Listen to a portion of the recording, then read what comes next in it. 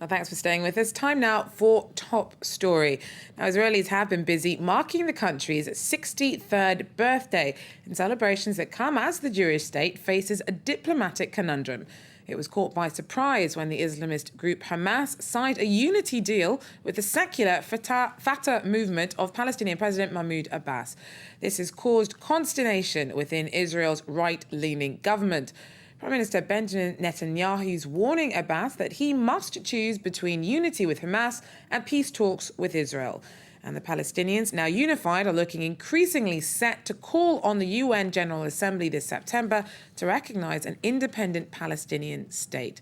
Well, for more on this, joining me now is our international affairs editor, Annette Young. Annette, thanks very much for coming in. Now, not everybody agrees with Netanyahu's take on this, do they? Absolutely not. And what I want to talk about is an internal document that was uncovered and leaked to journalists, written by an advisory unit within the Israeli Foreign Ministry. And what it says is that instead of coming down hard against this Palestinian Unity Accord, the Israelis should look at it as a strategic opportunity. The underlying concern, according to this unit, which was set up back in 2006 in the wake of the Lebanon War because of concerns about Israel's image abroad, was that it has to be seen internationally as a team player.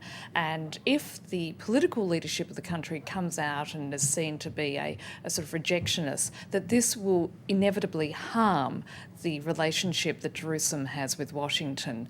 Now, having said that, it also shows that there is an indirect criticism of Prime Minister Benjamin Netanyahu, who has been very strong and very hardline and very rejectionist in his approach towards this unity accord, and has said that, how can Israel, the Jewish state, make peace with Hamas, which consistently has refused to recognise the Jewish state, and while at the same time refused to renounce terrorism.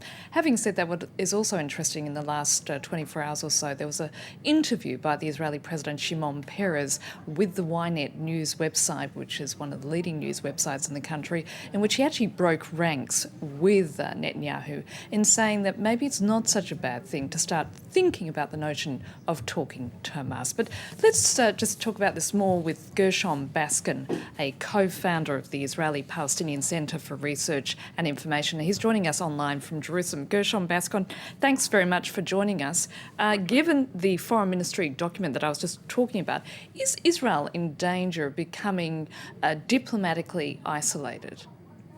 Well, I think that the Israeli government's intent is to use the Hamas-Fatah realignment and unity government as a tactic to present to the international community that the Palestinians are not ready to make peace with Israel. If Hamas is part of a Palestinian Authority government and Hamas rejects Israel's right to exist and still asserts its right to use what it calls resistance, what Israelis call terror, against the state of Israel and against Israelis, and this, in the opinion of the Israeli government, is a good explanation of why the world should not support Palestinian statehood. But having said that, I mean, the Palestinians are effectively moving towards a position where in September they're going to head towards New York. They're going to ask the UN General Assembly to recognise an independent Palestinian state. And we've also heard in recent weeks from the likes of Britain and France that if there's no movement on the peace talk front, there's going to leave countries such as theirs no other option but to address this as a way out of this whole conundrum. Right. I think that the international community is resolved to bring the Palestinian issue to the United Nations if there is no negotiating process going on. I think that the international community, including the Palestinians and Israel, recognize that to resolve the Israeli-Palestinian conflict, there must be negotiations. There will not be a Pax Americana or a Pax Europa imposed on Israel and Palestine to make peace. The recognition of the state of Palestine in the United Nations is a significant move in that it turns the state of Israel into a state which is occupying another state, and the UN Security Council will be called to take action. But still, there's an American veto there, and there's no agreement with the United States on how to move forward. So this is a step forward, but it's also a very difficult step forward without clear definition of what happens afterwards. But Gershon, isn't it the case that the Palestinians have the diplomatic upper hand at the moment? They do, if they maintain security, stability, and economic growth.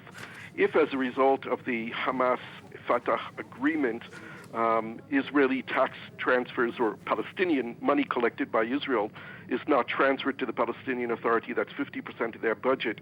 If that money is not replaced by other donors, if the United States freezes its donor contributions or other states do as well, the Palestinian Authority could very easily and very quickly move into financial crash.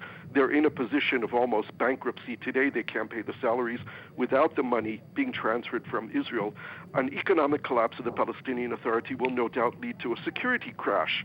And a security crash will put the burden of responsibility on the Palestinians to show the world that they are not ending up once again, like in the Second Intifada, with using terrorism to fight for their rights. Gershon Baskin, I'm afraid we're going to have to leave it there. Thank you. Have a good day.